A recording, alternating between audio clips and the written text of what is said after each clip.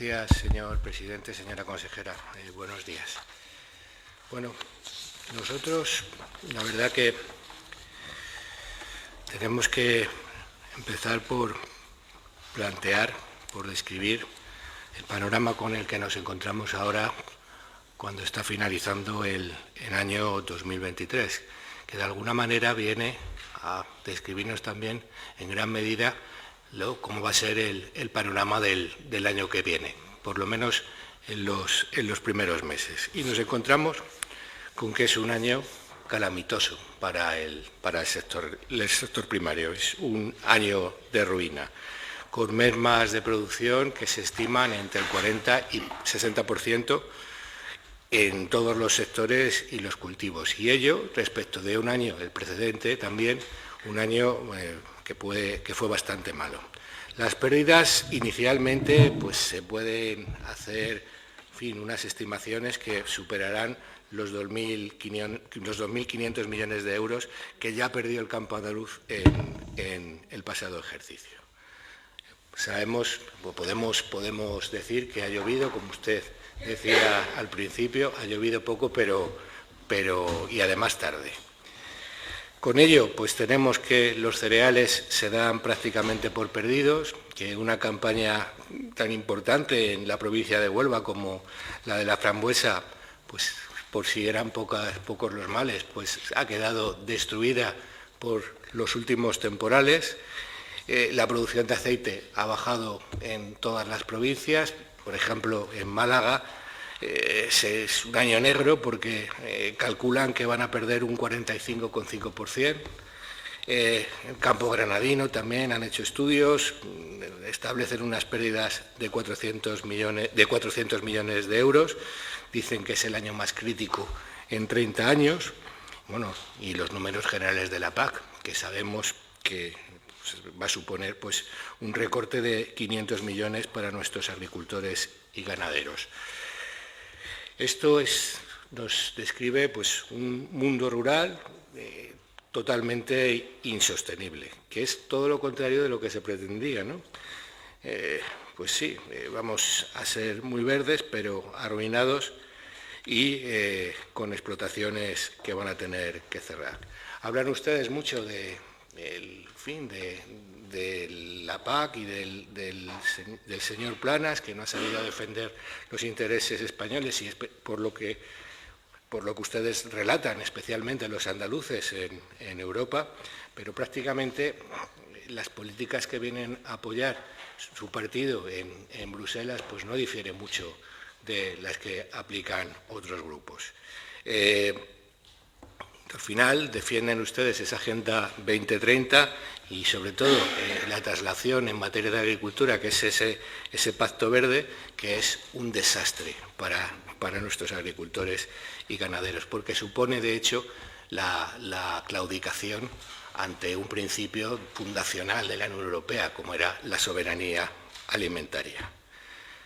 Esto, bueno, pues sería un punto de partida para analizar los presupuestos, porque se trataría de ver si efectivamente estos presupuestos van a contribuir a paliar el difícil panorama que se nos presenta. También nos hablan ustedes de que estos son los presupuestos del agua. Hombre, pues falta hace, por supuesto. Es bueno, además, ser ambiciosos. Yo se lo he dicho en multitud de ocasiones. En cuestiones hídricas vivimos un problema no enorme, es un problema insondable, nunca mejor dicho, y pues en repetidas ocasiones hemos valorado el esfuerzo que se hace desde su consejería. Pero la realidad es que ahora, sin ser exhaustivos en el relato, pero por poner unos ejemplos, sabemos que en el Valle del Guadiato y Los Pedroches cerca de 80.000 personas siguen desde el pasado mes de abril pues, con agua sucia cuando abren el grifo. En Cádiz se estima, una estimación, un estudio, que el 30% del agua se pierde por el mal estado de las instalaciones, muchas de ellas sin mejorar desde los años 50 del siglo pasado. Sabemos también que los agricultores y ganaderos de Jaén siguen esperando esas canalizaciones de la presa de Siles.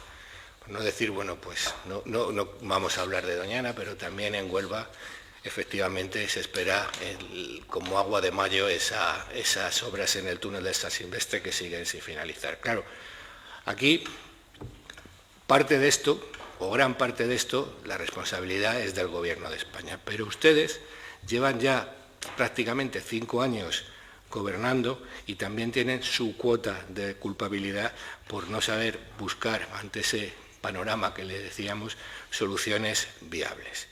Y tengo que decirle también que echamos de menos a la prima facie, mirando el presupuesto, la financiación, el estudio de proyectos de infraestructuras hídricas para el futuro. Y no sé, y se lo pregunto, si eso significa que se han ustedes plegado a ese documento del agua que se aprobó en el Parlamento Europeo, que prohíbe la construcción o que se levanten nuevas infraestructuras hidráulicas. Esperemos que no sea así, por el bien de todos. De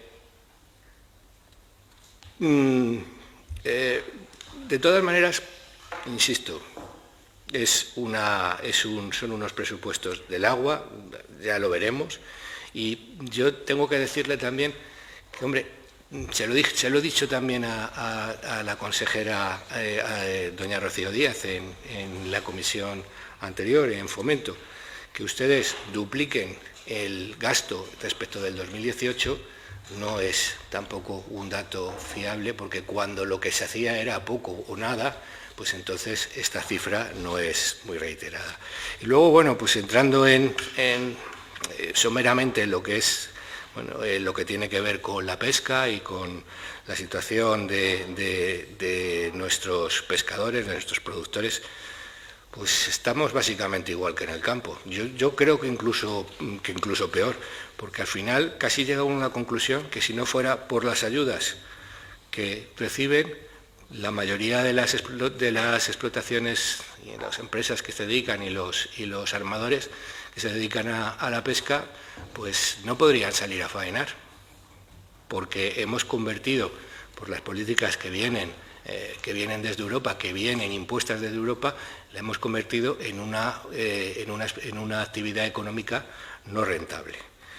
Tampoco en cuestiones que son más o menos aledañas, ¿no? Pues no damos la respuesta adecuada, aunque usted me habla de un programa específico, pero el reiterado caso de la alga asiática, que llevamos más de 8 años con ello. Y bueno, pues yo voy terminando. ¿Son estos nuevos presupuestos una respuesta para la situación que le he definido? Y creo que no soy catastrofista, que es la realidad, y usted la conoce bien. Pues yo creo que son insuficientes, porque a lo mejor necesitamos alternativas creativas, alternativas incluso que podríamos calificar como radicales, porque es que la situación exige ese cambio profundo y no el incremento de una partida aquí y otra allí. Hombre, y luego pues que se defina como objetivo estratégico de un presupuesto con la situación, insisto, que le he venido definiendo, disminuir las brechas de género en los sectores agroalimentario y pesquero, en las zonas rurales y medioambientales, bueno, pues es un chiste que gastemos recursos en cuestiones como esas. Termino. A mí me dan unas cifras y respecto del total de gasto que más o menos y de inversiones que le corresponden a su consejería, el porcentaje de autofinanciada no supera el 15%. Yo le digo y le pregunto si ese es el máximo de esfuerzo que desde su consejería pueden dedicar a nuestro sector primario, porque desde luego, yo no voy a entrar en si es mucho o poco, pero desde luego lo que sí sé es que es menos del necesario, que es el que se necesitaría. Gracias, señora consejera. Brevemente, le tengo que decir, señora consejera, que estamos, efectivamente, como usted ha mencionado, estamos ante un autogolpe de Estado perpetrado por el señor Sánchez, asumiendo unos poderes y unas facultades que no le corresponden, que no le otorga nuestro ordenamiento jurídico.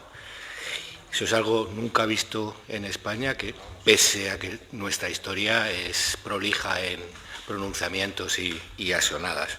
Y nos va a llevar en unas cotas de descrédito e indignidad que tardaremos mucho en superar, quizá decenios.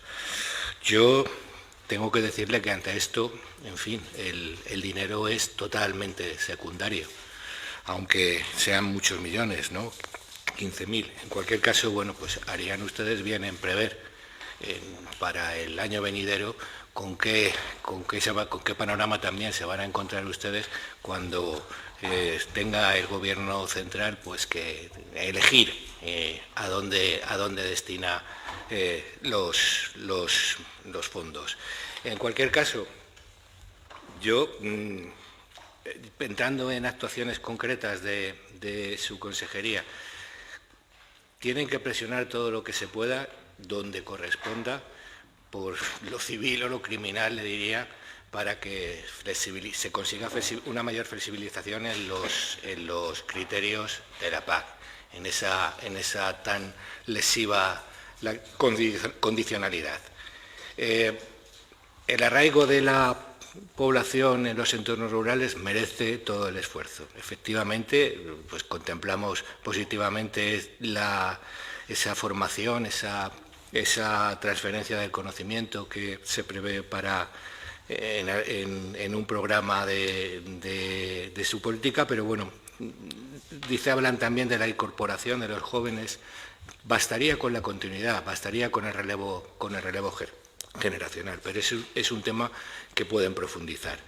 También hablan de una ley de formato de la producción ecológica. Le hago aquí una observación. Yo creo que las leyes no deben invadir los espacios normativos que serían más propios de un reglamento. En fin, ese es un comentario. Y luego, bueno, pues eso ya se lo he dicho, la igualdad de hombres y mujeres. Desde nuestra perspectiva, desde la perspectiva de Vox, gastar en esto no tiene nombre con los problemas tan graves que se están viviendo. Nos parece positivo las ayudas a esas marcas de calidad y para las exportaciones. Está bien, pero también tengo que terminar ya diciéndole que todas estas cuestiones, aun siendo susceptibles de mejorar, pero que nosotros valoramos en su consejería, todo esto se ensombrece si luego surgen problemas de gestión que dilatan los pagos de las ayudas. No es esta una cuestión estrictamente presupuestaria, pero sí se pueden utilizar los presupuestos para que eso no vuelva a ocurrir.